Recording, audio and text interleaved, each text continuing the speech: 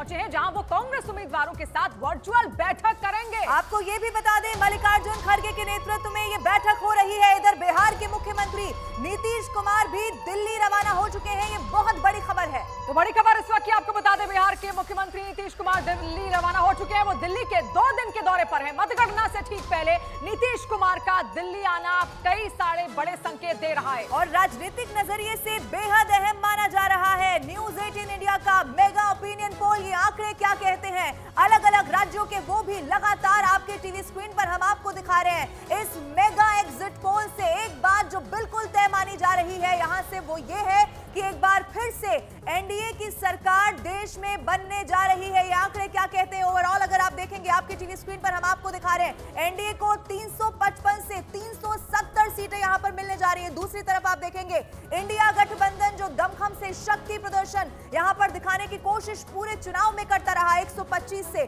140 सीटें इंडिया गठबंधन को भी मिलती हुई दिखाई दे रही है और अन्य को 42 से 52 सीटें हुए जाती हुई दिखाई दे रही है। अब राज्यवार तरीके से भी आपको यहाँ पर आंकड़े समझाते हैं। तो सबसे पहले आते हैं दिल्ली के आंकड़े। बीजेपी को जहां पर 5 से 7 सीटें यहां पर मिलती हुई दिख रही हैं, इंडिया को 2 सीटें लगभग मिलती हुई दिख रही हैं। तो देखिए, बड़ी मेगा कवरेज है।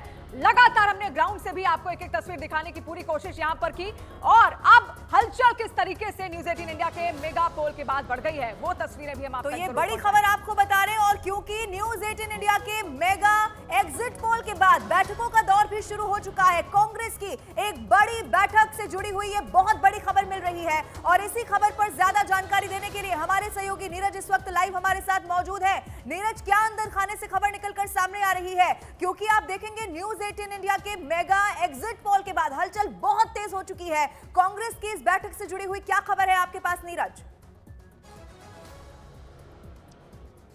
देखिए, कांग्रेस के तमाम प्रत्याशी 300 से ज्यादा सीटों पर कांग्रेस पार्टी ने इस बार उम्मीदवार उतारे और सभी उम्मीदवारों के साथ कांग्रेस अध्यक्ष मल्लिकार्जुन खड़गे, पूर्व अध्यक्ष राहुल गांधी, केसी वेणुगोपाल और जयराम रमेश मौजूद हैं इस बैठक में। दूसरे नेता भी मौजूद हैं जो सपोर्ट करने के लिए बैठे हैं। दरअसल आज की बैठक का फोकस ये है कि कैसे चुनाव के मतगणना के दौरान तमाम कांग्रेस के प्रत्याशी और उनके काउंटिंग एजेंट एक एक चुनावी प्रोटोकॉल का पालन करें, यानी मतगणना के प्रोटोकॉल का पालन करें। क्या महत्वपूर्ण चीजें हैं जिनके पालन के लिए कहा जा रहा है कांग्रेस के प्रत्याशियों को?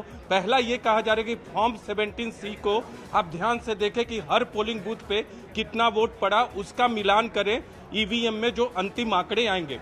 दूसरा ये कि ईवीएम सीलबंद है कि नहीं, इसका ध्यान रखें। ईवीएम से जो प्रोटोकॉल हैं मतगणना के, उन पर नजर रखें। इसके अलावा एक खास हिदायत ये दी जा रही है कि अगर शुरुआती 2-3 चरणों में विपक्ष का उम्मीदवार बढ़त बना लेता है 50,000 या 1 लाख से, तो अपने टेबल पे कांग्रेस के काउंटिंग एजेंट कमजोर न हो। तो ये तमाम चीजें बताई जा रही है।